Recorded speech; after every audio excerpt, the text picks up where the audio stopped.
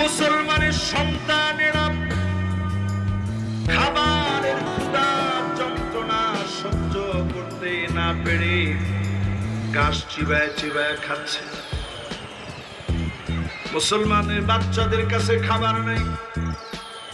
40,000 শিশু বাচ্চা মা মা বলে কাঁদে,